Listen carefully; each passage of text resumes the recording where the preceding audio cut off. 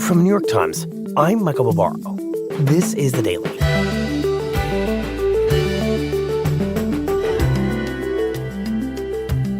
In his first address to Congress on Tuesday night, President Trump took a highly partisan victory lap as Democratic lawmakers openly protested against him. Today, my colleague Maggie Haberman walks us through the speech and the reactions to it in the room.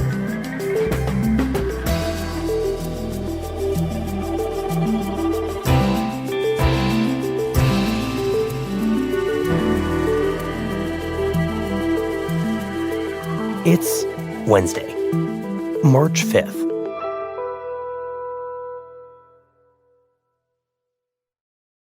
So, Maggie, are you ready to begin? I am, Michael. Okay. Well, thank you for joining us at 11:40 p.m. 11:41, and thank you for having me. Thank you for correcting my time stamping. It only feels appropriate. So, Maggie, describe the scene for us on the House floor as all of this gets underway on Tuesday night. Mr. Speaker, the President of the United States. So, Michael, about 15 minutes after 9 p.m., the announcement goes out that the President of the United States is going to be walking in. Already, this is a different setting than we are used to for this kind of a speech, because normally there is an escort committee. It's a bipartisan escort committee. Right. And Democrats help walk in the Republican president. Republican members help walk in a Democratic president. This year, Democrats decided not to be part of that committee. So right away, this was a new moment. And newly partisan. And there were other signs of Democratic protest. He's being applauded by Republicans who are, trying to touch him as he's walking down the aisle. Most Democrats are refusing to stand, if any did. I didn't see any who did. Right. And usually both parties stand just out of respect for the office. For the most part, yes. And it foretold a very, very intensely partisan night that was about to come. Thank you very much.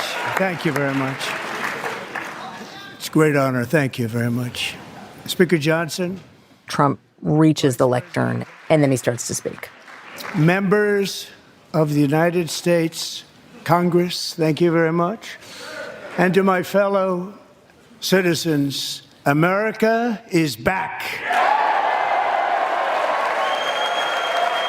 And there's huge cheers from Republicans.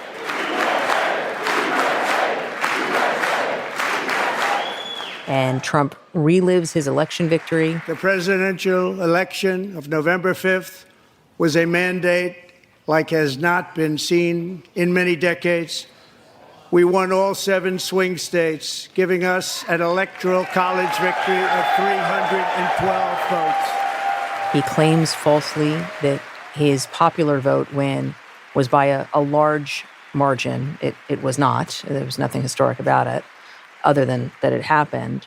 But he seemed to be doing that deliberately, as he has in the past, to suggest in this room before the entire country in this live televised address that he has a mandate. Yes, and he does have a mandate. He just doesn't have the mandate that he keeps saying he does. Mm-hmm. But so at that moment, as he's declaring this, Democratic Congressman Al Green, who has been firmly against Trump for a very long time, stands up and he starts to heckle the president. We won the popular vote by big numbers and won counties in our country.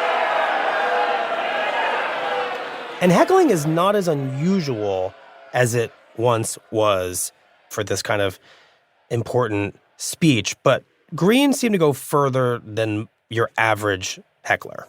Right. This was Green continuing to stand, literally waving his cane, brandishing it almost as if it was a sword, essentially, and refusing to sit. Members are directed to uphold and maintain decorum in the House and to cease any further disruptions. That's your warning. Despite repeated calls for him to do so by the House Speaker. I should add, Maggie, I was watching this on television as well. I noticed at this moment, not only that the speaker is very frustrated, J.D. Vance stands up and signals with his thumb that it's time to eject Congressman Green. It was an astonishing moment. And what Green was doing was astonishing, too. I mean, this was just a sustained protest in a chamber where decorum is valued. Mm-hmm. But both J.D. Vance and House Speaker Mike Johnson, both of whom, because of their roles, were seated behind the president and standing at various points, were trying to get the sergeant-at-arms attention to have that person come and eject a sitting member of Congress, which is an uncomfortable moment. Take your seat. Finding that members continue to engage in willful and concerted disruption of proper decorum, the chair now directs the sergeant-at-arms to restore order.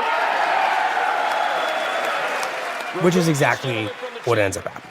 That is exactly what ends up happening. And it gave Donald Trump a moment that he clearly wanted. This is my fifth such speech to Congress. And once again, I look at the Democrats in front of me, and I realize there is absolutely nothing I can say to make them happy or to make them stand or smile or applaud. Nothing I can do. Trump was trying to set up this notion that whatever he does, Democrats are going to oppose it, and therefore Democrats are unreasonable and bad actors. And again, this is his perspective. I'm just saying what he is trying to set up, and that they are not going to endorse him no matter what. Mm-hmm. Okay, after this set of back and forth between the president and unhappy Democrats, we finally get to the meat of this speech. Right. So from that moment, Trump begins to describe the version of America that he defeated in 2024 in his telling and the one that he's sweeping away. Mm-hmm. And it is one that, to use a word he uses often, is woke. And what are the examples of this woke version of America that he's sweeping away? We have removed the poison of critical race theory from our public schools. It's a pretty familiar list, Michael, for anyone who has listened to a Trump campaign speech. It's culture war issues. And I signed an order making it the official policy of the United States government that there are only two genders, male and female. It's men who have transitioned to be women playing in women's sports. That's a big one that he focuses on. I also signed an executive order to ban men from playing in women's sports. He focuses specifically on a young woman in the audience, Peyton McNabb. 3 years ago, Peyton McNabb was an all-star high school athlete, one of the best. Who was hit in the head with a spiked volleyball that was spiked by a transgender woman on the opposing team. He smashed the ball so hard in Peyton's face, causing traumatic brain injury, partially paralyzing her right side. Who apparently suffered a head injury because of it. Peyton is here tonight in the gallery, and Peyton, from now on, schools will kick the men off the girls' team, or they will lose all federal funding. And then he pivots. As you know, we inherited from the last administration an economic catastrophe and an inflation nightmare. Very abruptly to the government that he inherited. And to that end, I have created the brand new Department of Government Efficiency, DOGE. And he starts going through a list of programs, and it's long, that he says are programs that DOGE, Musk's effort, has identified as spending that Trump considers wasteful. Just listen to some of the appalling waste we have already identified. In many cases, it's foreign aid. $45 million for diversity, equity, and inclusion scholarships in Burma. It's promoting efforts in Africa. $8 million to promote LGBTQI+ in the African nation of Lesotho, which nobody has ever heard of. He sort of mocks the name of a country there. He mispronounces another country. He goes through this lengthy list, and $20 million for the Arab Sesame Street. It's very hard to know how accurate this list is because a lot of what has been put out there by DOGE as their cost-cutting measures, some is accurate, some is not. $47 million for improving learning outcomes in Asia Asia's doing very well with learning. He does all of this to laughter by J.D. Vance behind him, by Mike Johnson behind him, by House members sitting on the Republican side of the aisle. Under the Trump administration, all of these scams, and they're far worse, but I didn't think it was appropriate to talk about them. They're so bad. Right. He's very pointedly mocking the federal government in a pretty unfamiliar way for this setting. Correct. And not just the federal government, but the federal bureaucracy, which is composed of workers. And in some cases, there are his supporters among people working in this government. And he controls it and is going to have to figure out how to get people to respond to what he wants without sounding disdainful of them. And we've taken back the money and reduced our debt to fight inflation and other things. And then it felt like he was turning the page from what he inherited and dislikes and wants to sweep away, as you just put it, to this new vision for government that he's creating.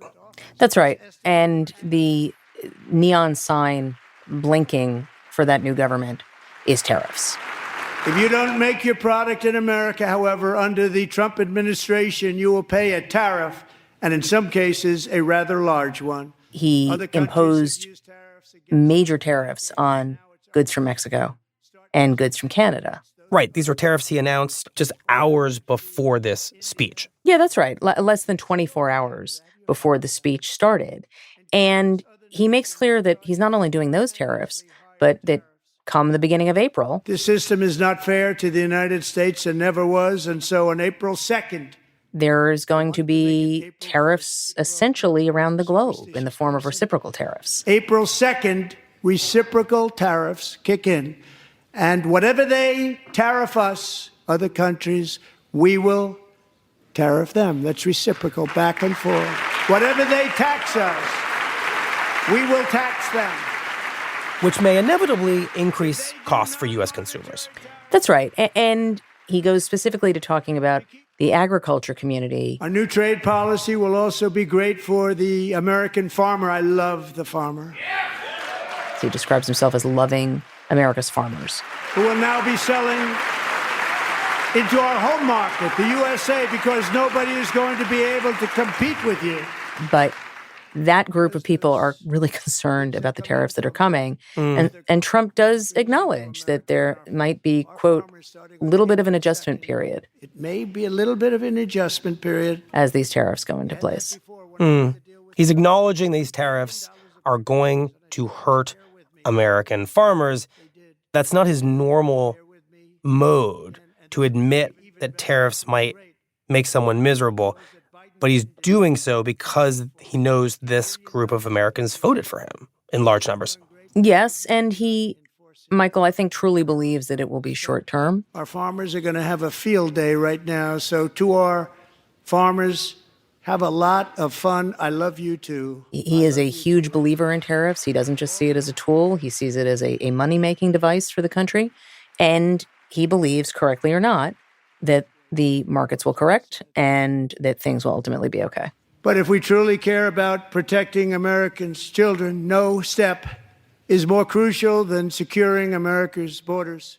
And from there, he goes on to the other major item in this new government that he's creating, and that is border security and cracking down on undocumented immigrants. Since taking office, my administration has launched the most sweeping border and immigration crackdown. He talks specifically about... And we quickly achieved the lowest numbers of illegal border crossers ever recorded. Thank you. Border crossings. He says it's now the lowest in U.S. history. It's not clear that that's true, but it certainly is the lowest in about 25 years. Right. And he's clearly very proud of that and goes from that really to blaming Biden and Democrats for the situation that he says he inherited. Because of Joe Biden's insane and very dangerous open border policies, they are now strongly embedded in our country.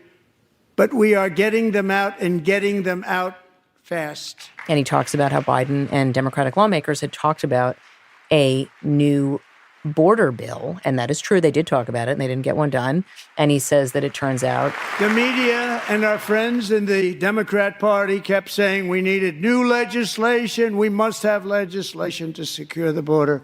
But it turned out that all we really needed was a new president. new legislation wasn't needed, we just needed a new president.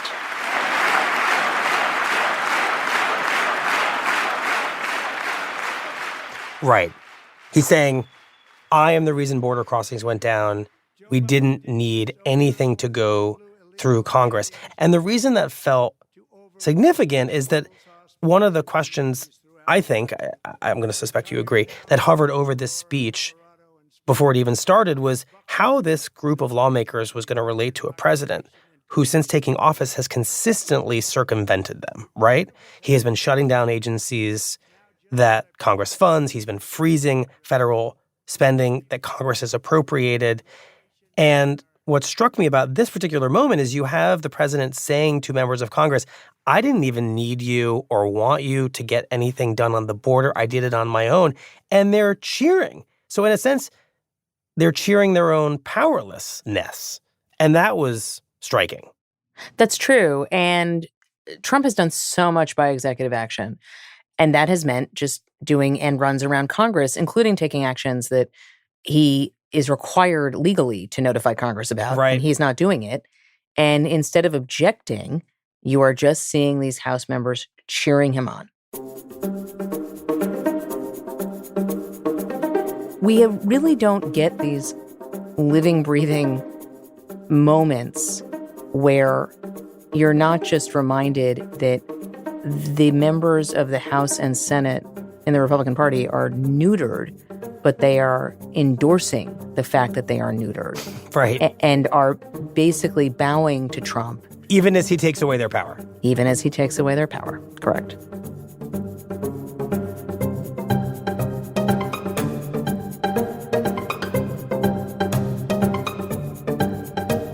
We'll be right back.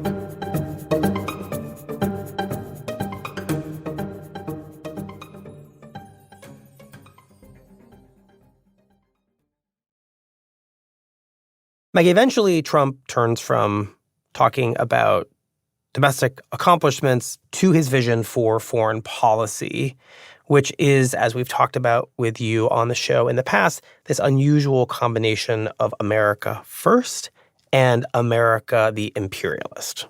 Correct. To further enhance our national security, my administration will be reclaiming the Panama Canal, and we've already started doing it. Talked again about how he wants to take over the Panama Canal. And I also have a message tonight for the incredible people of Greenland. And then he turned to Greenland, which he has been talking about wanting to acquire in some fashion for a while. We strongly support your right to determine your own future.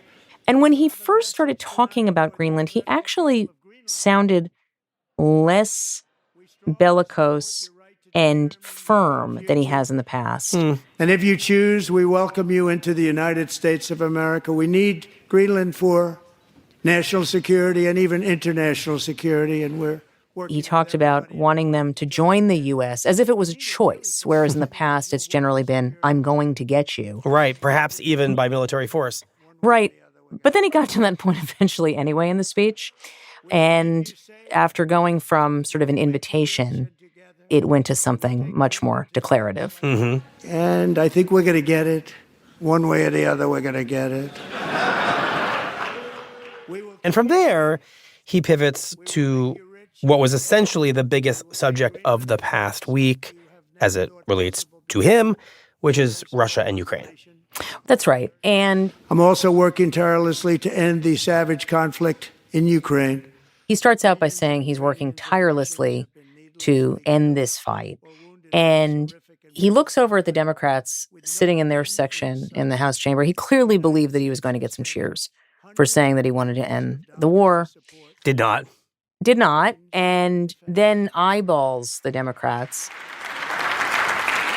Do you want to keep it going for another 5 years?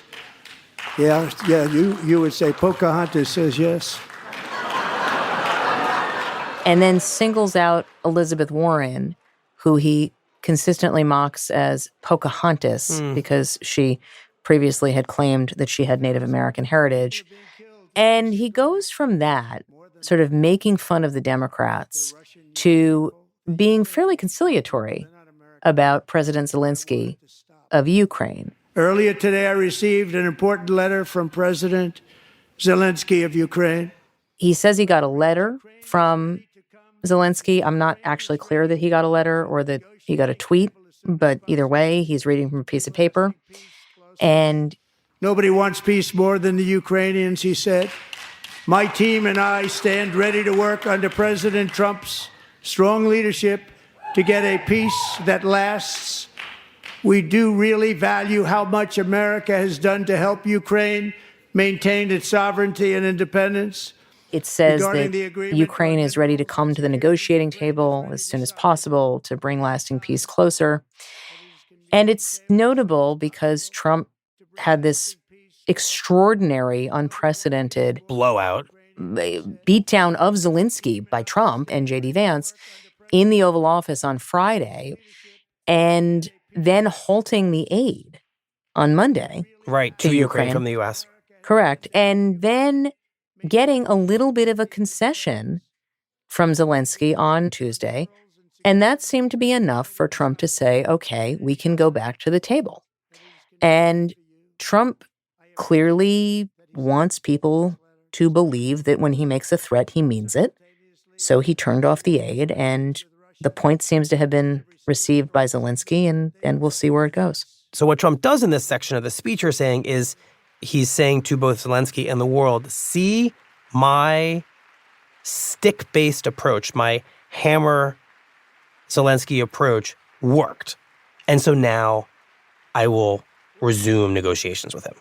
Correct. And he's doing it in a way where he can show that he is starting again, but that it was Zelensky who bowed. And that is always very important to Trump. Okay, so talk about how the speech eventually comes to an end. So toward the end, a history teacher named Mark Fogel was detained in Russia and sentenced to 14 years in a penal colony. Rough stuff. Trump starts talking about Mark Fogel, who was a Pennsylvania school teacher who had been imprisoned in Russia for a few years. But last summer, I promised his 95-year-old mother, Malphine, that we would bring her boy safely back home. After 22 days in office, I did just that, and they are here tonight. Trump's advisors helped secure his release. But Trump makes this pretty abrupt transition from talking about Mark Fogel. As fate would have it, Mark Fogel was born in a small rural town in Butler, Pennsylvania. Have you heard of it? To talking about himself. I just happened to go there last July 13th for a rally. Because he describes how he was talking to Fogel's mother at his rally, Trump's rally, in July of 2024 in Butler, Pennsylvania. And that is where I met his beautiful mom right before I walked onto that stage. And that moments after they were talking, gunfire rang out, and a sick and deranged assassin unloaded 8 bullets. Trump faced the bullet of a would-be assassin. Right. I was saved by God to make America great again. I believe that. And Trump proceeds to describe himself as saved by God. And this is a statement he made at various points during the campaign, but it reflects a belief that both he and his advisors have, which is that there is something divine about his victory. There's something divine about the fact that he was saved, and that he is being swept back into office to save the country. Which is a very different thing to say as a candidate than to say in a joint address to Congress, because suddenly you have the president saying, I believe I was put here by God to save the country before members of Congress. Correct. And you have a sitting president saying essentially everything that he said on the campaign trail repeatedly, despite having won. My fellow Americans, get ready for an incredible future, because The golden age of America has only just begun. It will be like nothing that has ever been seen before. Thank you, God bless you, and God bless America. So, Maggie, when the speech was over, I'm curious what you were thinking. This is not your first Trump joint address to Congress. It's probably your fifth? Yes, and certainly the longest. So after I was thinking about how long it was. It was the longest. I was thinking about how struck I was at how little forward-looking there was in this speech. There were a few things, but mostly it was a celebration of Trump, and it was a celebration of his last 40-some-odd days in office, and it was a celebration of all the things that he campaigned on in 2024.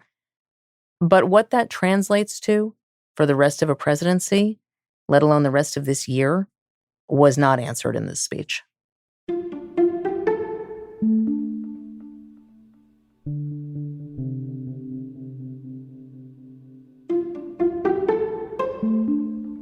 Well, Maggie, thank you very much. Michael, thank you.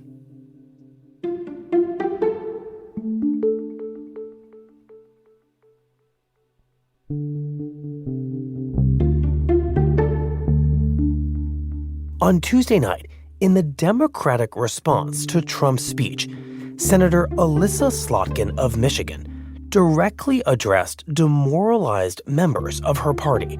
Don't tune out. It's easy to be exhausted, but America needs you now more than ever. And suggested that under Trump, democracy itself is now at risk. I've seen democracies flicker out. I've seen what life is like when a government is rigged. You can't open a business without paying off a corrupt official. You can't criticize the guys in charge without getting a knock at the door in the middle of the night.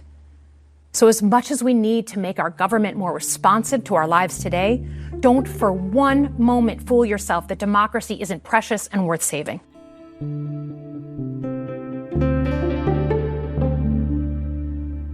We'll be right back.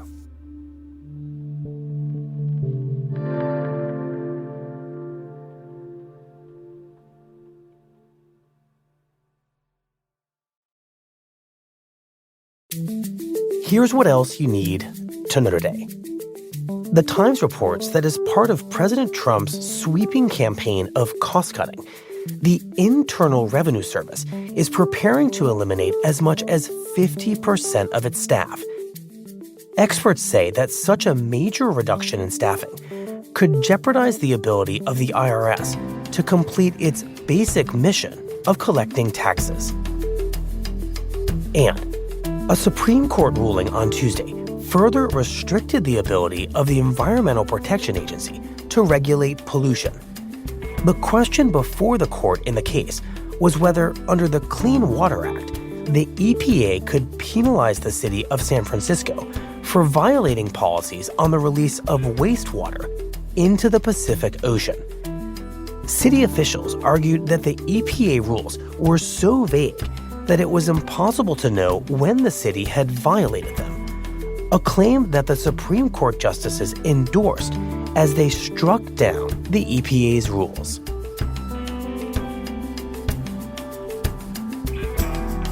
Today's episode was produced by Mooj Sadie, Asta Chaturvedi, Michael Simon Johnson, and Eric Krupke. It was edited by Rachel Quester, contains original music by Dan Powell, and was engineered by Alyssa Moxley. Our theme music is by Jim Brunberg and Ben Lansford of Wonderly. Special thanks to Nick Pittman.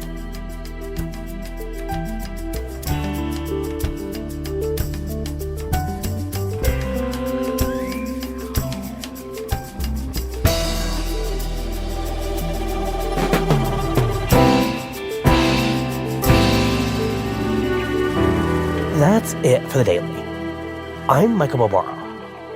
See you tomorrow.